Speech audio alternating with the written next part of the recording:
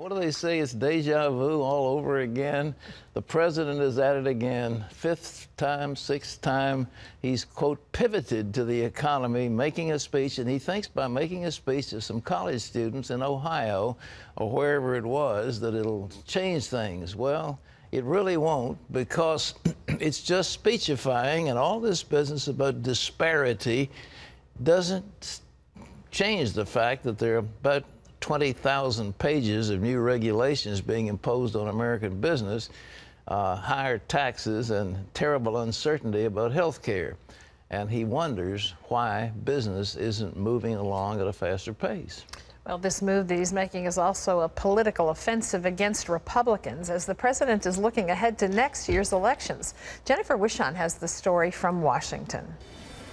Despite spending political capital on Obamacare, gun control, and immigration reform, the White House says job creation has always been President Obama's priority one. It's good to be home in Illinois.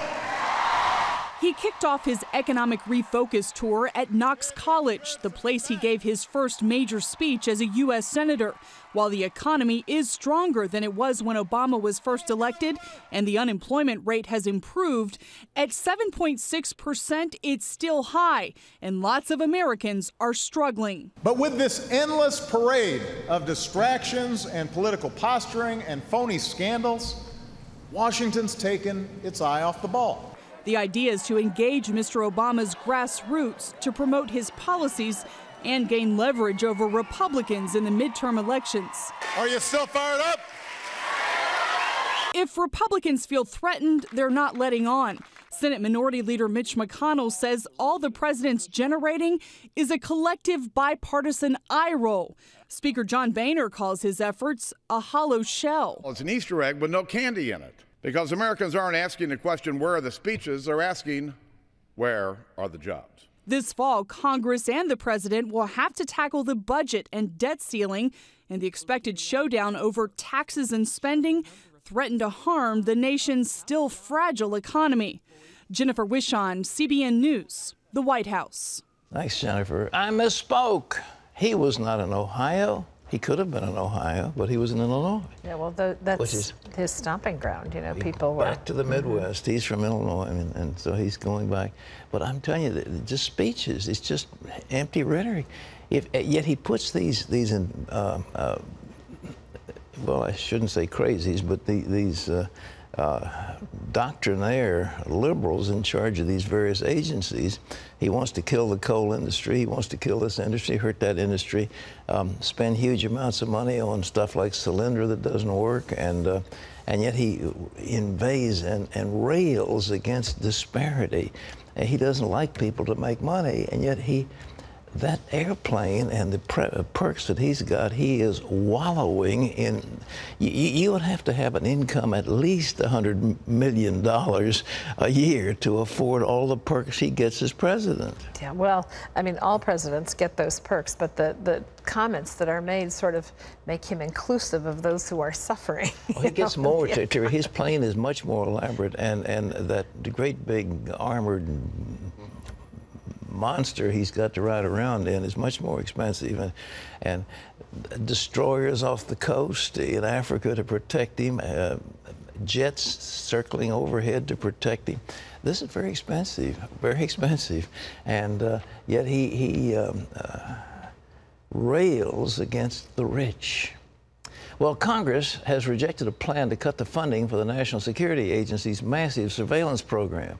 John Jessup has that story from Washington.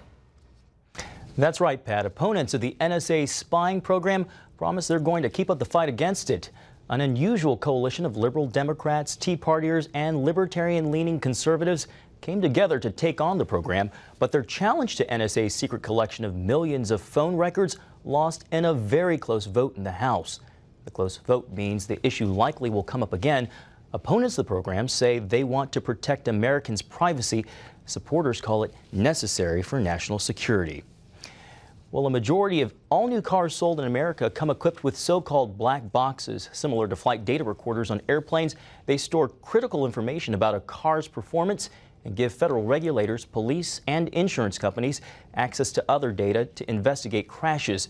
And if the National Highway Traffic Safety Administration has its way, all cars will have them by next year. Critics worry the black box data is just another example of the government having too much access to Americans' private information. Now, that story comes after a recent study by the American Civil Liberties Union. It said law enforcement agencies across the country are tracking the movement of every vehicle with a license plate using automated scanners attached to police cars, bridges, or buildings. The information is sent to a police database and kept there for weeks or even years. Authorities say they use the surveillance system to help with local terrorist detection, drug busts, and finding missing children. But the ACLU says it's a violation of privacy. And Pat, with tracking on cell phones, CCTV, and these so-called black boxes, it seems like privacy is nothing to be sacred anymore. Well, it's scary. And once again, we go into that fictional book about Big Brother, 1984, George Orwell, and we thought that can't possibly happen.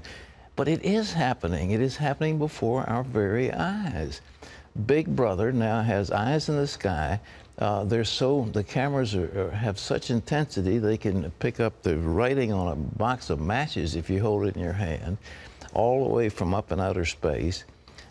Everybody with a cell phone, they have a locator inside the cell phone. So if your cell phone is on and you're carrying it around, they know exactly who you are and where you're going. Now they've got black boxes in cars to know where those cars are going. What's left? What's next?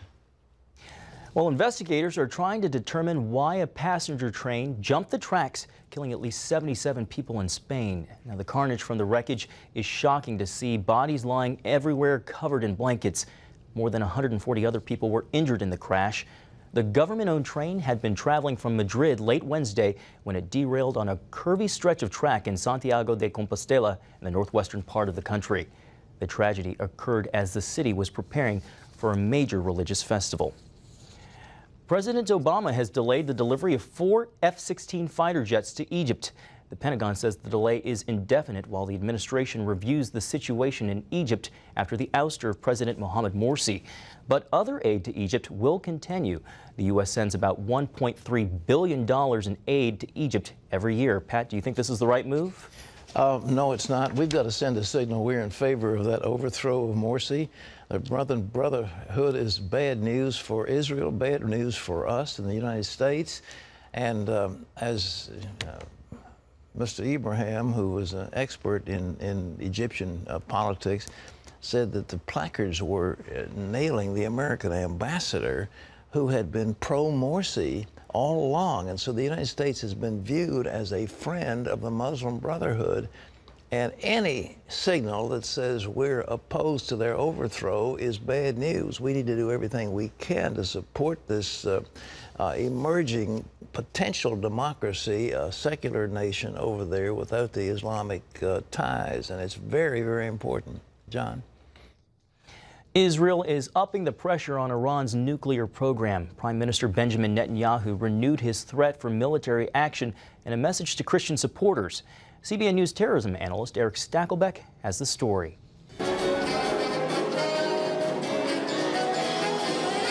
Thousands of pro-Israel supporters gathered in Washington, D.C. this week for the 8th annual Christians United for Israel Summit. Prime Minister Benjamin Netanyahu spoke to the crowd via satellite. After thanking them for their unwavering support, he also warned that Israel isn't the only target of Iran's nuclear weapons program. Those weapons aren't prepared to launch against Israel. They already have missiles that can hit Israel. Those ICBMs are intended for you to hit the United States, and they could have them very soon. The summit attracted thousands of pro-Israel heavy hitters and lawmakers. What's wrong with the world are regimes from Tehran to the Muslim Brotherhood in Cairo that permit or even encourage the continued persecution and murder of Christians and Jews. The Christians in the Middle East and the Jews in the Middle East are standing because they have a power unlike any other power on the face of the earth. They have the power of the God of Abraham, Isaac, and Jacob. Pastor John Hagee founded Christians United for Israel, which includes more than 1 million members. Hagee told CBN News he's calling on their continued support of the Jewish people. We must stand with Israel as they stand against the tyranny of Hezbollah, Hamas, Iran, the making of the bomb. There must never be a nuclear bomb in Iran. That is the single most important geopolitical issue facing America and the free world. During their time in Washington, CUFI members also took to Capitol Hill to lobby lawmakers on behalf of Israel. Eric Stackelbeck, CBN News, Washington. Pat, looks like a great gathering. Yeah, John Hagee's a good guy, and that thing has grown and grown and grown and grown and become very significant, and I applaud his efforts. But I tell you, folks, this thing in Iran, they have sent troops or spies or what have you against our forces in Iraq. They have undermined our peace efforts in the Middle East. They have supported Hezbollah. They have supported other radical groups. And they have declared in their theological view that the Mahdi, M-A-H-D-I, the Mahdi, the 12th Imam, is going to appear.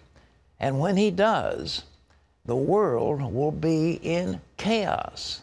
And he, the Mahdi, will restore order and then be acknowledged as God's representative on earth. Now, that's what they believe. They even believe that Jesus is going to come along and say, oh, yeah, I'm really supporting Muhammad now, and Mahdi, you're the man. They believe that.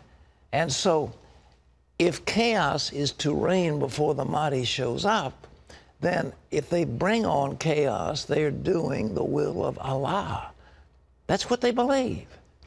And Ahmadinejad said as much when he spoke to the UN. His successor is worse than Ahmadinejad. He's just more sophisticated in the way he does it. But the terror of a nuclear explosion hanging over Jerusalem, Tel Aviv, Baghdad, Paris, Bonn, London, or New York City is more than we could tolerate. And so what do people do? Rather than get blown up, they make concessions. They say, okay, don't hit us with the bomb and we'll give you whatever you want. We can't have that. We can't have nuclear blackmail. We cannot do it. And as much as I have been opposed personally to any kind of war against Iran because of the huge number of people who are supporting freedom in that country, the time may be at hand for Israel to make a preemptive strike, to knock out those nuclear facilities and to stop this thing. It's got to be done. It has to be done. The future of the world is hanging in the balance on this one. And I share my friend John Hagee, his point of view in relation to this being the biggest challenge facing the world is a nuclear-armed Iran. Religious leaders are lobbying the House for immigration reform. At a prayer service on Capitol Hill Wednesday, some Christians said Congress has a moral obligation to complete action on the issue. Regent University President Carlos Campo asked God to change lawmakers' hearts to help them reach an agreement.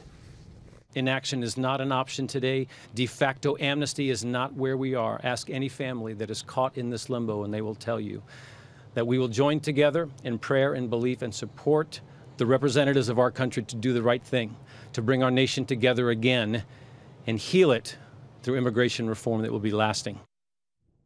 The House and Senate have been at odds on immigration reform. A Philadelphia county defied a state ban on gay marriage Wednesday and issued licenses to 5 same-sex couples. It happened in Montgomery County, and it's believed to be the first in the state. This comes despite a 1996 state law that defines marriage in Pennsylvania as a civil contract between a man and a woman. A battle is expected to play out in the courts. The county's district attorney says the licenses are not legally valid, but it's not her place to intervene. And the state's attorney general says she will not defend the gay marriage ban. Well, you can always get the latest from CBN News by going to our website at cbnnews.com.